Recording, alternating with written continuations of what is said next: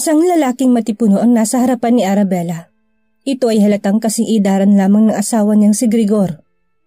Ang mukha nito'y napakagwapo rin at halatang mayaman. Ang kanyang suot ay katulad ng kasuotan ni Grigor. Kaya naman, hindi na naiwasan ni Arabella ang tanungin ito. Bisita ka ba ni Grigor? Ako nga pala si Arabella. Sabay lahad ng kamay nito at kinuha naman ito na lalaki. Homer Londa. Nice to meet you, Arabella. Isang ngiti naman ang pinakawalan ni Arabella at bigla itong napakali dahil ngayon lang niya naisip na siya ay nasa banyo ng mga lalaki. Hala, kaya pala nandito ka kasi ako yung nasa banyo ng mga lalaki. Napakamot si Arabella nang maisip niya pero hindi nito alam na ang lalaking nasa harapan niya ang taong hinahanap ni Grigor. Dahil ito ay may dalang gulo sa kanila, lalo na kay Arabella. Ang mga mata ni Homer Londa ay nakamasid lamang sa dalaga hanggang sa napatingin ito sa tiyan ni Arabella. Wala naman itong balak na saktan ang dalaga. Tanging si Grigor lamang ang kailangan nito. Ayaw niyang idama ito kaya naman hanggat maaari ay maayos siyang nakikipag-usap. Are you pregnant? Tanong ni Homer at agad tumango si Arabella. Masyado siyang totoo at ginulo lamang ni Homer ang kanyang buhok. Pwede bang huwag mo sasabihin kay Grigor na nagkita tayo? May surprise kasi kami sa kanya, kaya secret lang natin. Pwede ba? Nagliwanag naman ang mga mata ni Arabella at hindi naisip na ang lalaking ito ay may balak na masama sa asawa niya. Ganun ba? O sige, hindi ko sasabihin. Pero pwede bang sumama ako kapag malapit niyo na siyang isurprise? Habang kinikilig pa ito't ngumiti naman si Homer at naglakad palayo. Basta, yung usapan natin, huwag mo sisirain, okay? Nag-thumbs up naman si Arabella at nawala na rin ang sakit ng tiyan nito. Kanina kasi ay parang bumabaligtad na naman ang sikmura niya. Siya ay naglakad papasok sa kwarto kung saan nandoon ang mga kasama niya at nakita nitong tumayo si Grigor. She's here, aniya ni Helena at napatingin silang lahat kay Arabella. Bakit ngayon ka lang? You make me worried. Niyakap ni Grigor ang asawa at nawala na rin sa isipan ni Arabella si Homer. Kaya noon masaya silang kumain at nag-celebrate ng dahil sa batang dinadala ni Arabella. On the other side, nakasakay ng kotse si Homer Londa. Ang ekspresyon nito ay biglang nagbago. Nawala ang iting pinakawalan niya kay Arabella at ngayon ay seryosong-seryoso itong nakatingin sa labas ng bintana ng kotse. Habang ang nagdadrive ng sasakyan ay si Kieron Omar.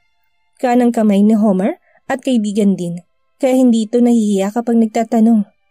Anong balita? Nakita mo na bang asawa ni Grigor? Tanong ni Kieron habang ito'y nagmamaneho. Pero hindi nagsalita si Homer at hindi niya maiwasan na mamangha sa kagandahan nito. Kanini tatakutin niya sana ang dalaga. Kaso nang makita niya ang mukha nito nakangiti sa kanya at mukhang napaka-inosente. Parang umurong bigla ang sarili niya at napilitang ngumiti. Ang larawan nito ay panay pakita sa isipan ni Homer at parang siya'y tinamaan bigla sa dalaga. Sabay napansin naman ni Kieron ang pagiging tulala nito. Wala siyang idea kung anong itsura ng asawa ni Grigor at tanging pangalan lamang nito ang alam niya at ng mga kasama niya. Si Homer lamang ang nakakita kay Arabella kaya hindi mapigil ni Kieron ang magtanong sa sobrang curious. Homer, anong balita? Baka gusto mo naman sabihin sa akin. Aniya ni Kieron at tinignan naman ito ni Homer. Ngayon lang talaga niya naintindihan ang sinabi ng kaibigan at muling tumingin sa bintana. She's pregnant. Kumunot naman ang noo ni Kieron at hindi yun ang gusto niyang marinig. Kaya naman hindi na ito nagtanong at bumaba sila sa kotse. At ang lugar na ito ay ang gang base ni Homer at sinalubong naman siya ng mga tauhan niya. Boss, bati ng mga ito at nilagpasan lamang ito ni Homer ng walang emosyon. Siya ay parang lumulutang sa kanyang iniisip at hindi niya alam kung paano napaibig ng isang demonyong isang anghel na katulad ni Arabella. Kaya naman agad nitong kinuha ang cellphone na nakalagay sa kanyang bulsa. Tinitigan niyang isang number habang si Kieron naman ay nakatingin sa kanya. Sumama ang tingin ni Homer sa kaibigan nang siya ay makaupo na ng sofa. I'll call you later. Sabay sa anyas na umalis ito sa harapan niya.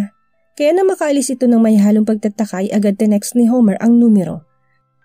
Kinuha niya ito at number ito ni Arabella. Gusto niyang makitang muli ang mukha ni Arabella, kaya naman nag-text ito nang wala sa oras kahit kakakita niya lang dito. Hindi mapakali si Homer at pinapatunog pa niya ang kamay sa lamesa habang naghihintay ng text mula kay Arabella. Kahit na wala pa 3 minuto ang lumilipas ay mayat-maya ang tingin ni Homer sa kanyang cellphone. Hanggang ito ay mainit na sobra at tumayo sa sofa. Lumabas ito bigla't nagulat naman si Kieron na kumakain ng isang ramyon. "Fight me," utos nito at kumunot ang noo ni Kieron. Simula nang lumabas sa hotel si Homer ay nag-iba ng ekspresyon nito.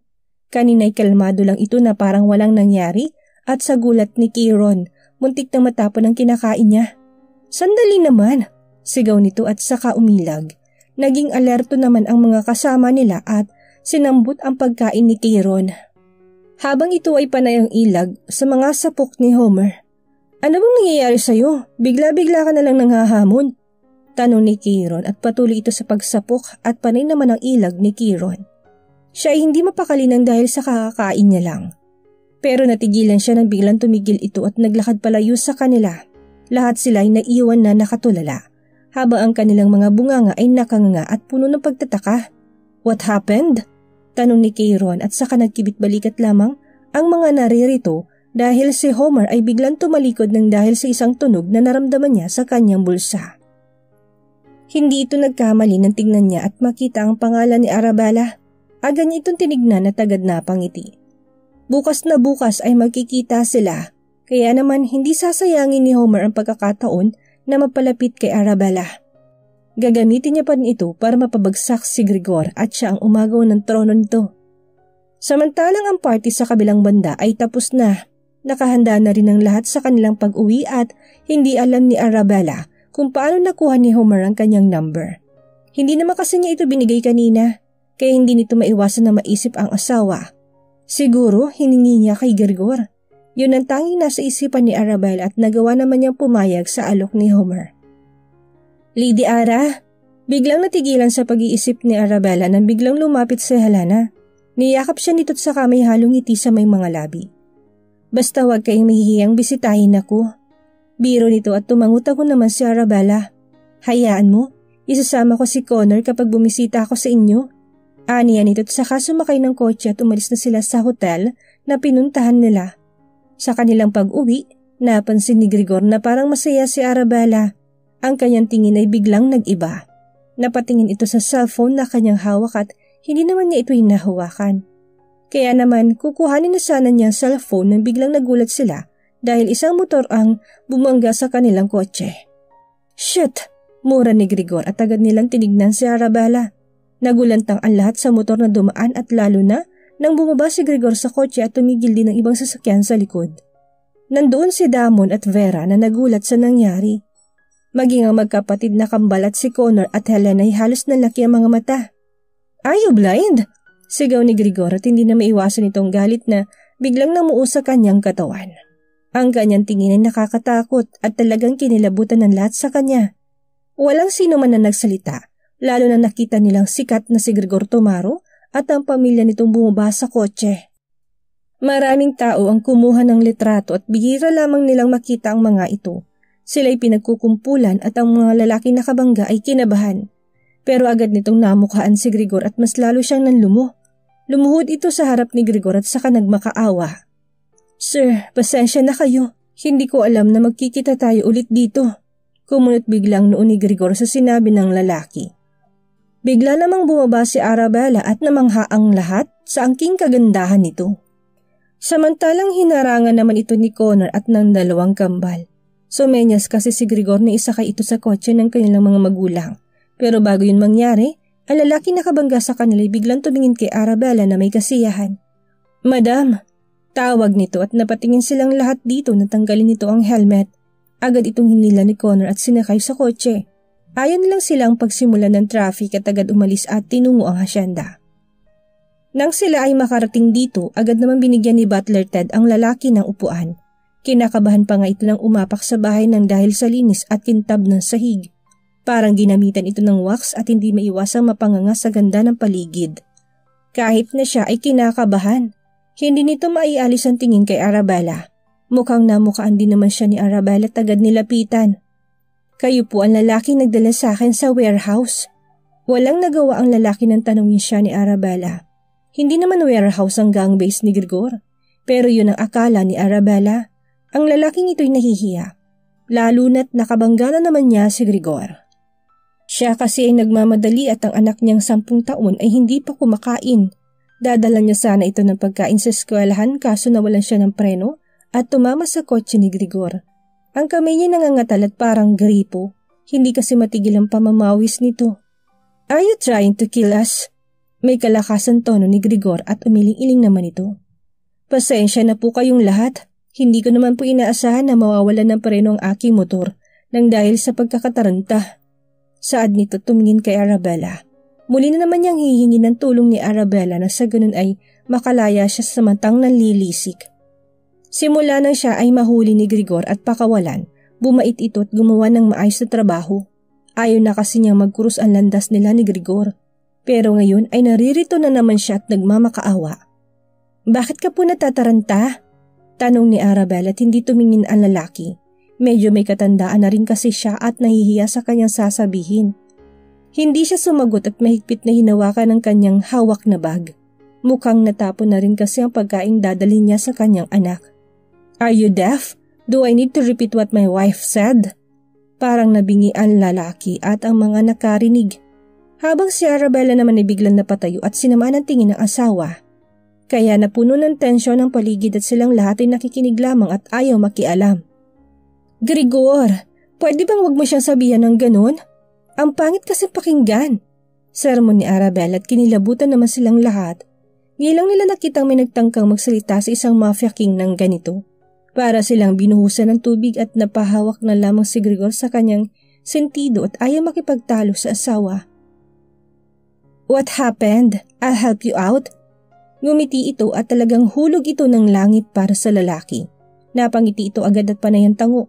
Parang nagkamabutihan na sila agad sa ngiti lamang ni Arabella. "Then tell me what happened. Wag mo nalang isipin si Grigor. Daig pa kasi nun ang buntis. Parang siyang buntis sa amin." Hindi sila makapaniwala sa kanilang narinig. Si Vera at Argus na nakikinig ay biglang natawa, habang ang iba naman ay kinakabahan dahil sa mga sinasabi ni Arabella. Kaso, kahit na ganun, wala itong epekto kay Grigor. Wala siyang pakialam kung ano pang marinig niyang sabihin sa kanya ni Arabella. Basta ito lamang ang magsasalita sa kanya ng hindi maganda. Pero kung ibang tao, mabilis mag-iinit ang kanyang ulo. Kahit nahihiya ang lalaki sa unahan nila, hindi nito maiwasan na aminin ang kanyang sitwasyon. Hindi siya makakaalis dito at mabubuhay kung magsisinungaling siya, kaya lakas loob itong humarap kay Arabella at ngumiti ng tipid. "Pasensya na po kayo, ma'am. Pero sa ngayon po ay hindi ako magsisinungaling sa inyo. Nawalan lang po ako ng preno nang dahil sa pagmamadali. Ihahatid ko po sana ito sa anak ko, kaso natapon na po." Sabay pakita ng lunchbox at natapon na nga ang pagkain sa loob nito. Kaya naman tumayo si Arabella at ginulong buhok na lalaki na may katandaan na. "Naku, wala yun. May rason naman po kayo't isa pa. Hindi niya naman po sinasadya." Nang marinig nilang sinabi ni Arabella, halos lahat sila'y namangha, lalo ng 2 kambal na bago pa lamang sa pamilya. Muntik na siyang mapahamak pero okay lang sa kanya. Kaya naman doon nila napagtanto na ito'y parang anghel talaga. Tumayo naman si Arabella at nilapitan ng asawa. Nagawa nitong magpa-cute at alam na ito ni Grigor. Sino nga naman na makakatanggi sa ganito ng asawa niya? "Don't worry, he won't get mad. Butler Ted, pakiluto naman si kuya at dadalhin niya sa anak niya. Pakibilisan na lang at anong oras na?" Utos ni Arabella at kumilos naman ng mga tao sa bahay. Bawat kilos nito'y namamangha ang nakakarami. Mabilis niyang nautusan ng mga tao ng walang kahirap-hirap at walang kaangal-angal. Napakabait kasi nito at muling tinignan ng lalaki. "Ano pong pangalan niyo? Ang tagal na kasi nating nagkita pero hindi ko po kayo kilala." "Joselito Magno po, ma'am." Pagpapakilala ni Joselito at nakahinga siya ng maluwag. Muli na naman siyang nailigtas ng anghel at nagpapasalamat talaga siya. At isang lunchbox ang inabot ni Judy at kinuha naman ito ni Arabella. "Connor, pakihatid naman si Tatay Joselito." Parang tumalbog ang puso ni Joselito nang tawagin siyang tatay ni Arabella. Siya ay napangiti agad na nagpasalamat at luluhod pa nga ito nang pigilan ito ni Grigor. "You don't need to do that." Habang ito'y nakatingin sa ibang bagay, kaya naman sumunod na lamang si Joselito at tumangutango. Bumalik ka rito mamaya, Tatay Joselito. Isama mo rin ang anak mo, ha? Hintayin kita mamaya, okay? Ayaw biguin ni Joselito si Arabella, kaya siya'y nag-thumbs up at sumakay na sa kotse ni Connor. Sabay na iwan naman ang lahat at nakatulala sa sala at nakatingin kay Arabella. Tapos ng eksena, napagod ako doon. Halika, matulog na nga tayo. Parang isang bata si Grigor na sumunod lamang sa yapak ng asawa. Habang ang mga nakakita sa kanila hindi maiwasang matawa. Ramdam kasi nilang hindi ito kayang paghindian na Grigor. Kaya hanggat maaari ay sumusunod ito at narating nilang kwarto at saka humiga.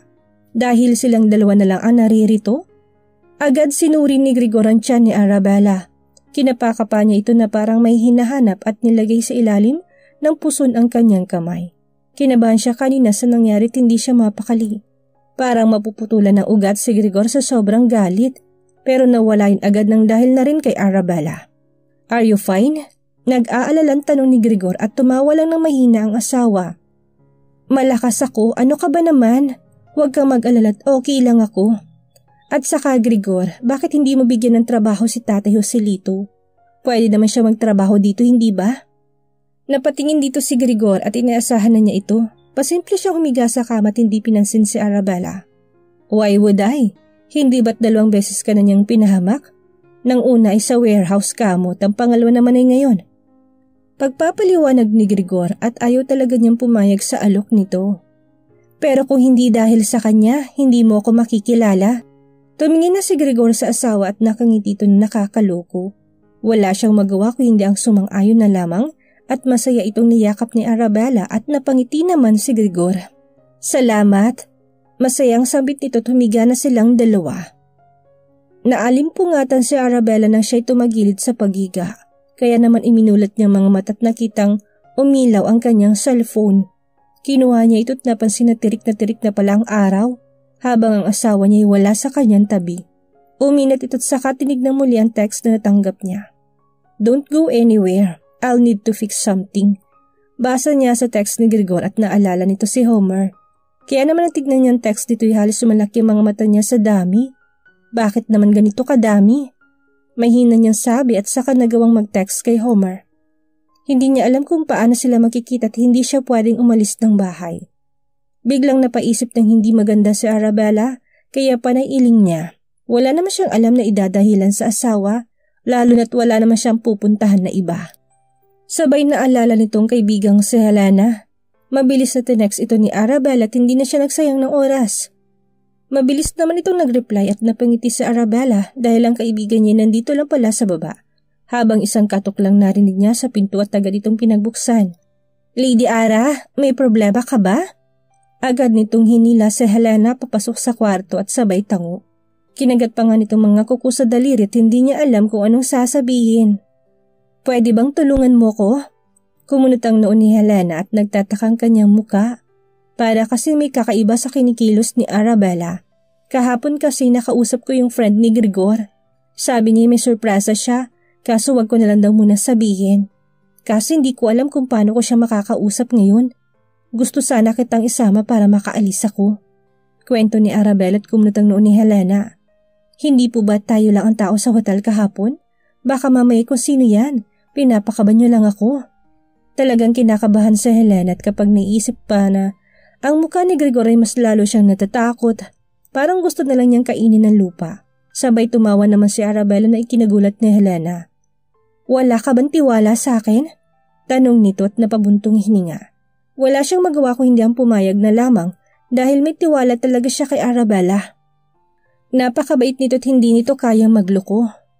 Kaya hindi na nag-isip ng hindi maganda si Helena, hinintay na lamang itong susunod nilang gagawin. Nagawang huminga ni Arabella ng malalim at kinuha nitong cellphone. Agad niyang tinawagan ng asawa na kasalukuyang nasa meeting. Natigil tuloy bigla ang meeting nang wala sa oras nang tumayo si Grigor. Lumabas ito bigla sa kwarto at walang nagawa ang mga nasa loob kung hindi maghintay. Wife, mahinang tawag ni Grigor at namiss na agad niya ang asawa. Habang isang kamay niya ay nakalagay sa bulsa ng kanyang pants. Pwede ba kaming pumunta ni Helena sa kanila? Bibisitahin ko lang sana mga pamangkin at kapatid niya. Nang marinig ito ni Grigor, wala namang problema sa kanya. No problem, basta ihahatid kayo ni Connor. Take care, okay? Napangiti tuloy si Arabella nang pumayag si Gregor nang walang kahirap-hirap. Bigla kasing nagbagong isip niya at imbis na sa mall, niya sabihin ay bigla napunta sa bahay ni Helena. Samantalang napahawak sa sentido si Helena at hindi nito inaasahan ang sasabihin. Wala naman siyang magawa at nagsimula na silang mag-ayos at kinuha ang isang bag. Nagdala kasi ng pera si Arabella at kapag sila ay umuwi na ay dadaan sila sa mall nang sa ganun na hindi rin sila mahalata ni Connor. Lumabas ang dalawa at simple lang ang suot ni Arabella. Siya ay nakasuot ng rubber shoes at nakasuot ng dress. Maluwag yun sa kanya kaya yun ang naisipan niyang suotin. Nang makita ito ng mga katulong sa Shanday agad naman nila itong binati. "Lady Ara, good morning." Isang ngiti ang pinakawala ni Arabella at hinanap nito si Connor. Nasa labas ito ng bahay at naglakad naman palabas ang dalawa at hindi nagpahalata. "Connor," tawag ni Arabella at naging alerto naman ito't nilapitan ng among dalaga. Naisip niya kung saan pupunta ang dalawa dahil bihis na bihis ito. Sabay binuksan naman ni Arabella ang pinto ng kotse ni Connor at saka tinawag ang binata. "Nagpaalam na kami kay Gregor, ihatid mo raw kami sa bahay nila Helena." Aniya ni Arabella at hindi nag-atubili si Connor na sumakay sa kotse at paanda rin ito paalis. Samantalang sa kabilang banda, bihis na bihis din si Homer at kanina pa ito papalit-palit ng damit. Hindi kasi niya alam ang dapat niyang suotin at ayaw niya magmukhang pangit sa mukha ng asawa ni Gregor. Habang ang kaibigan niyang si Kieron ay kanina pa nakamasid dito. Siya ay napapaisip kung anong ginagawa nito at kanina pa hindi mapakali. "Talaga bang aabutin tayo ng 3 oras dito?" Reklamo ni Kieron pero hindi naman sumagot si Homer. Patuloy lang niyang inaayos ang sarili, lalo ng buhok niya. Sabay nang mapansin ni Homer na siya ay okay na. Kinuha niya cellphone at saka umupo sa upuan. Nabasa niya ang text ni Arabella at pasimpleng umiti ng tipid. Marami siyang malalaman kapag ito ay kanya nakausap. Habang ang kamay niya ay panayang patunog sa lamesa, konting tiis na lang ay makukuha rin niya ang trono na kanyang inaasam. "Are you ready?" tanong ni Kieron at tumangon lamang si Homer at sumakay sa kotse. Inihanda na rin ni Homer ang mga litrato na kanyang ipapakita kay Arabella. Gumawa ito ng peking litrato na mahalata mong totoo. Magpapanggap kasi sila ni Kieron na matalik silang magkakaibigan kaya naman kailangan pa rin nila ng patunay. Buti na lang talaga naisip ito ni Homer at hindi naman sila mahalata nito nang dahil sa angking kabaitan ni Arabella. Pero sila natigilan na makita ni Kieron ang isang kotseng tumigil sa bahay na sinasabi ni Arabella. Ang kotse na yun napakaganda at alam nilang hindi ito biro. Kaya umatras ang sasakyan ni Kieron at buti na lang talaga'y tinted ito. Hindi mo lang napansin ng lalaki na kasakay sa kotse ni Kieron. Ang lalaki yun ay si Connor. Nagawa lamang nitong ihatid si Arabella at mamaya susunduin niya ito muli. Kaya naman na makalis na ng tuluyan ang sasakyan ni Connor. Si Homer at Kieron bumaba ng kotse at bumungad sa kanilang napakagandang si Arabella. Pero nawala ang ngiti sa labi ni Homer na makita nitong may kasama ang dalaga. "Homer!" sigaw ni Arabella at lumapit na ito ng tuluyan. Habang si Helena naman ay nahihiya at mukha namang nagsasabi ng totoo sa kanya si Arabella.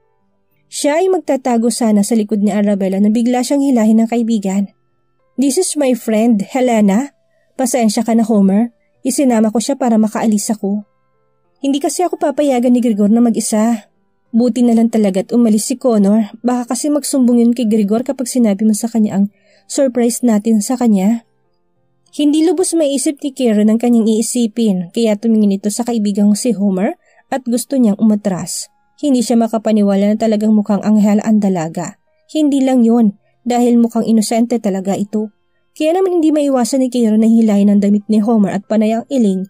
Kaso kahit na anong pag-iling ang gawin ni Kieron ay hindi siya pinapansin na kaibigan. Siya ay napahawak na rin sa sentido at parang mayat-maya siyang makakaramdam ng sakit ng ulo.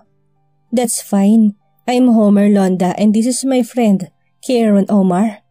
Pagpapakilala ni Homer at nakipagkamay ito kay Helena, tinanggap tuloy ni Helena ang walang sinayang na oras. Ayaw kasi niya mapahiya sa mga kaibigan ng kanilang boss, sabay pinagbuksan sila nito ng pinto at nasa likod si Arabella at Helena. Patungo sila sa restaurant na pagmamayari ni Homer. Hindi naman ito malayo sa bahay ni Helena, kaya sigurado si Homer na alam ito ng babaeng si Helena. Bumaba sila sa isang restaurant at namangha naman si Arabella. Napakaganda ng design ng paligid at wala pang katao-tao. Tiningnan ito ni Homer at saka kumunot ang noo. Sabay ginulo lamang ni Homer ang buhok ni Arabella at inalalayan niya ito dahil napansin niya ang tiyan nito. Don't worry, sadyang naka-off lang sila, kaya walang tao ngayon at iilan lamang. Sabay inalalayan nila upo ang kasama nilang dalawang babae.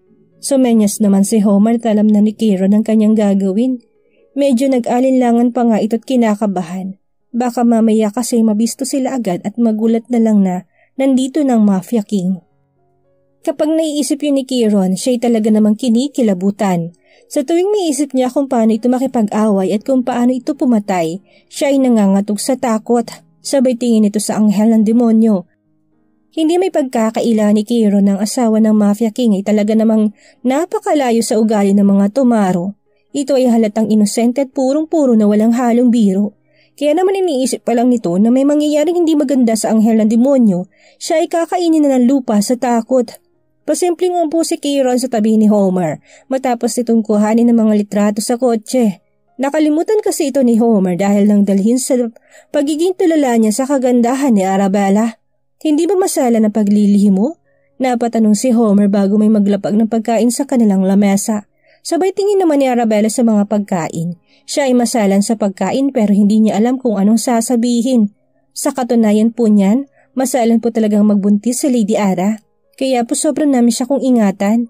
Sumingit na lang bigla sa usapan si Helen at nakatingin ito sa mga pagkain.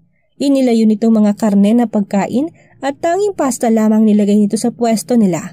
Dahil doon, hindi alam ni Homer kung saan ba ay maiinis sa sarili. Sumenyos tuloy itong muli sa mga waiter tinalis nilang mga nilayo ni Helena. Ayaw niya sumama ang pakiramdam ni Arabella kapag ito'y umuwi na, pero isang ngiti lamang ang lumabas sa mga labi ni Arabella. Masyado ka namang madaldal, Helena. Ayos lang ako. Sadyang masela lang ako magbuntis.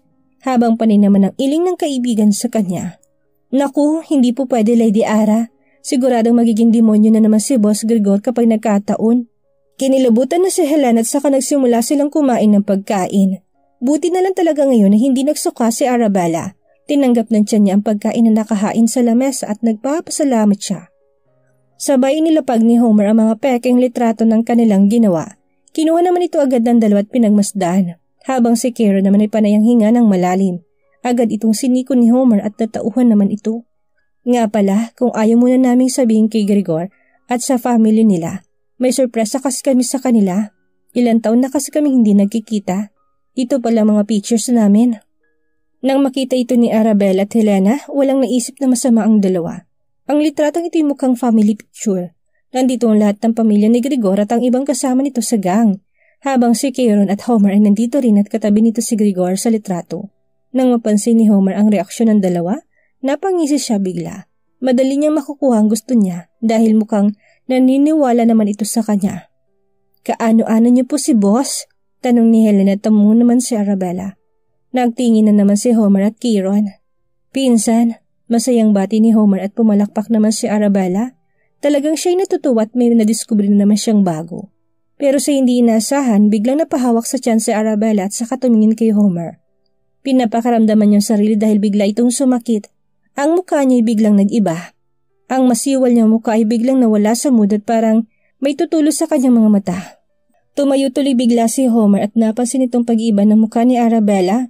Siya'y naging alerto at nagkaroon ng idea. Nakita nitong kamay ni Arabella at saka hinawakan ng magkabilang braso. Arabella, are you okay? Is there something wrong? Nataranta bigla si Kieron at biglang umiyak si Arabella. Kaya naman sumakit biglang ulo ni Helena dahil hindi ito titigil hanggat wala dito ang asawa. Kaya naman talagang napamewang na lang si Helena at tinakpan ng tenga sa gilid. Miss Helena, baka lang naman gusto niyo kaming tulungan. Hindi mapakaling sabi ni Kieron at tumiling lamang si Helena. Pinagmamasdan lang niya si Arabella na umiiyak at hindi na ito lumapit pa. Kahit anong gawin kasi ni Helena hindi titigil si Arabella. Kilala na niya ito at nalaman niyang parang si Gregor ang pinaglilihan nito. Mabilis itong naging moody kapag wala sa tabi niya ang asawa. Kaya naman napahawak sa sentido si Helena at panay na rin ang iyak ni Helena. Why are you crying? Is there something wrong? Tanong ni Homer at hindi alam ni Kieron ang kanyang nararamdaman. Ngayon lang niya nakitang ganito si Homer na parabang napakahinhin sa isang babae. Kaya kinakabahan siya na baka mamaya nahulog na ito sa angking ganda ni Arabella. Siya ay kinakabahan at baka mamaya makipagsubukan pa ito. I want to see Gregor. Para itong bata't nagpakyut pa kay Homer. Ang mata nito'y kumikinang-kinang at yun din ang hinala ni Helena. Tama naman siya, tinanap na naman itong asawa. Kaya dapat talaga hindi umaalis si Grigor sa tabi nito. Napalunok naman ng laway si Homer at hindi niya inaasahan na ito ang sasabihin ni Arabella at ito rin ang dahilan ng kanyang pag-iyak. Sa tingin ko po talaga ay naglilihis siya kay boss. Mabilis siyang maging moody kapag walang asawa. Kaya hindi ko po talaga alam ang gagawin dahil si Boss Grigor lamang ang nakakapagpatahan dito. Sabay tingin kay Arabella na panay ang hikbi. Imbis na mula sa mood si Homer, siya ay nanatiling kalmado. Ayaw niya sirain ang mood ni Arabella dahil sira na. Kaya naman biglang sumenyo si Homer at naglakad ito palabas ng restaurant. Habang ang tatlo naman ay sumunod din at sumakay na rin sa kotse. Kahit nasirang plano ni Homer, hinayaan na lamang niya ito. Bigla kasing tumibok ang puso niya at parang tumalbog ng umiyak ito. Hindi kasi niya inaasahan ang pag-iyak nito. Kaya naman parang isang mamahalin na bagay si Arabella na suriin niya ito. Hindi pa rin ito tumitigil sa pakikibid na sila'y makarating sa bahay ni Helena. Kaya naman hindi na talaga maiwasan ni Homer at Kieran na mag-alala.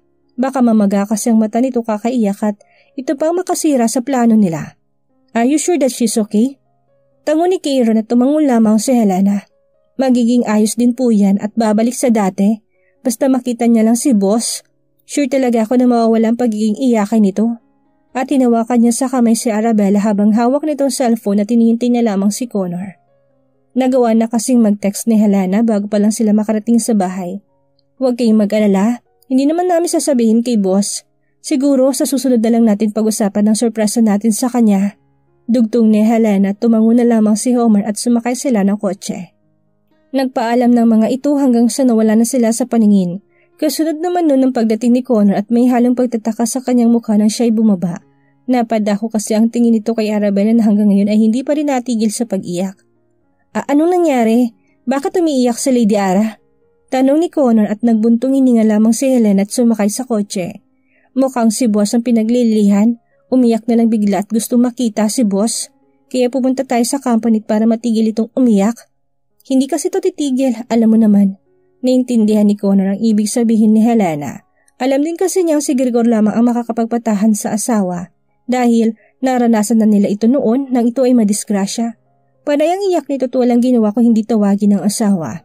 Hindi na tuloy nagtanong pa si Connor at mabilis na nagmaneho papunta sa Tomorrow Industry. Isang oras din ang tinagal nang sila ay makarating sa harap ng kumpanya. Bumaba silang lahat at ang mga tao sa paligid ay naging alerto. Samantalang si Grigor na tahimik at wala sa mood nang dahil sa namimiss niyang asawa, hindi siya nakikinig sa meeting at tanging si Frago lamang.